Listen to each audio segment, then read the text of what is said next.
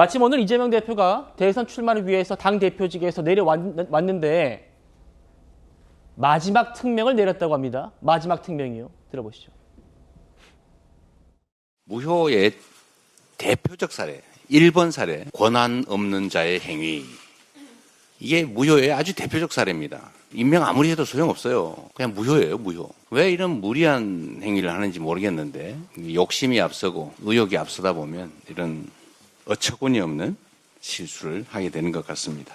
국민의 공복으로서 책임감이 조금이라도 있었으면 이런 해괴망측한 하나마나한 혼란만 초래하는 이런 일들은 하지 않았을 것 같습니다.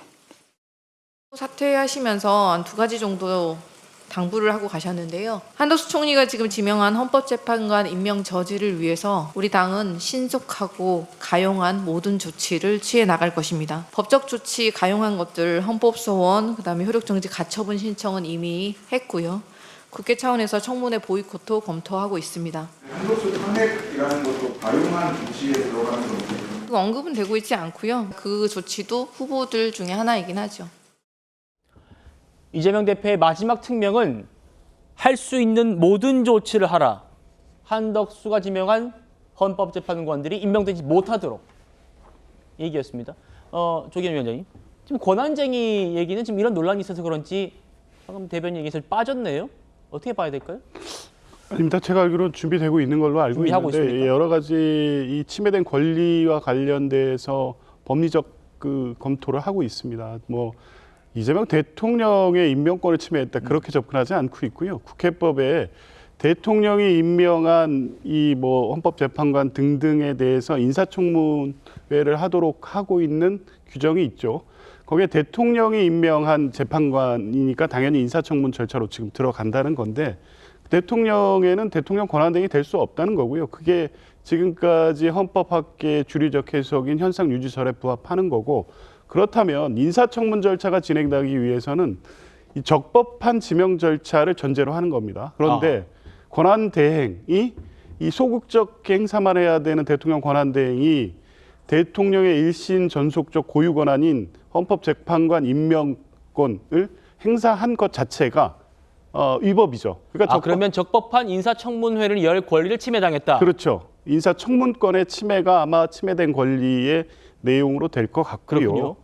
그리고 이 임명 관련해서의 위헌 위법성 문제로 결국 만약에 권한쟁의 심판 청구되면 다투어질 텐데 2017년에 사례가 있지 않습니까? 2017년 2월 1일인가 2일에 당시 전 대통령이 지명한 박한철 헌법재판소장이 임기가 종료됩니다. 8인 체제가 됐습니다. 그때 박근혜 대통령 측은 8인의 체제로 헌법재판소가 이 탄핵 결정을 할 수 없다고 주장을 하고 있었음에도 불구하고 당시 황교안 권한대행은 이 법조인이기도 했고 대통령 권한대행이고 여당의 그런 요구를 받고 있었음에도 불구하고 권한대행이 대통령 지명 몫의 재판관을 임명할 수는 없다고 해서 임명을 안 합니다. 결국에 다음 정부에서 임명했습니다. 그 부분은 어떻게 설명할 겁니까? 그러니까 지금 이완규 처장 등 2명에 대한 지명이 다른 정치적 목적에 의해서 된 것이지 헌법적 근거에 대해서 면밀히 확인하고 검토해서 정말 헌법재판소의 공백 사태를 막기 위해서 됐다고 볼 수 없는 겁니다. 오늘 법사에서 어떤 얘기 나왔냐면 15일, 그러니까 오늘 월요일 아침에 지명에 대한 연락을 받았다고 합니다. 이완규 처장이. 그런데 인사검증 동의서는 그날 받았다고 합니다. 검증이 안 됐고 이미 지명이 돼 있었다는 반증이죠. 그럼 누가 지명했겠습니까? 한덕수 총리가 직무 복귀한 지 15일밖에 안 됐습니다. 이완규 처장과 이 2명을 지명하기 위해서는 검증 절차를 미리 진행했어야 되는데 본인이 한 것으로 보이지 않아요. 그러니까 누군가의 요구를 받고 지명하는 결단만 한 것처럼 밖으로 보여지고 있는 것뿐입니다. 그러니까 이런 전체적인 상황을 보면 지명의 자체의 유연성에 대해서 충분히 알고 있었음에도 불구하고 다른 목적과 동기가 개입돼서 이런 상황을 초래했기 때문에 민주당으로서는 이 위헌적 상황을 막기 위해서 모든 조치를 다 취하겠다는 겁니다. 다른 목적과 동기가 있는 것 아닌가? 정 변호사님, 지금 민주당에서는 인사청문권을 지금 침해당했다.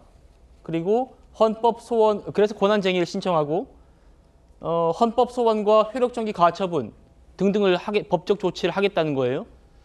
어떻게 보십니까? 글쎄요, 일단은 핵심은 조금 전에 그 이재명 대표 그 말씀에도 보여졌지만 한덕수 권한대행의 행위가 권한 없는 자의 행위인지 아니면 권한이 있는 사람의 행위인지 그게 관건이 아니겠습니까? 그런데 제가 아무리 헌법 71조를 봐도 한덕수 권한대행이 권한 없는 행위를 했다. 저는 도저히 그렇게 해석이 되지가 않고요. 그다음 조금 전에 이제 조기현 변호사님이 황교안 전 국무총리 그 대통령 권한대행 사례를 말씀하셨는데 예. 제가 알고 있기로는 황교안 권한대행은 자신의 권한을 그 자제했을 뿐이지 권한이 없기 때문에 내가 못한다 이건 아니었던 것으로 알고 있거든요. 그러니까 마찬가지로 한덕수 권한대행도 이건 대통령이 정식으로 취임해가지고 지명하는 게 맞겠다라고 생각하면서 그러면서 지명을 안 했으면 모르겠는데 이건 내 권한이 있고 그렇기 때문에 난 지명할 것이다 이렇게 생각하고 지명을 한 것인데 여기에 대해서 어떻게 법적으로 흠을 잡을 수 있을 것인가. 정치적으로야 비판할 수 있죠. 하지만은 법적으로 이게 무효이고 위법하다 이렇게 볼 수는 없을 것 같고요. 지금 뭐 민주당에서 뭐 이것저것 뭐 많이 했다라고 하는데 과연 그것이 다 받아들여질 수 있나? 저는 굉장히 회의적이다 그렇게 생각됩니다.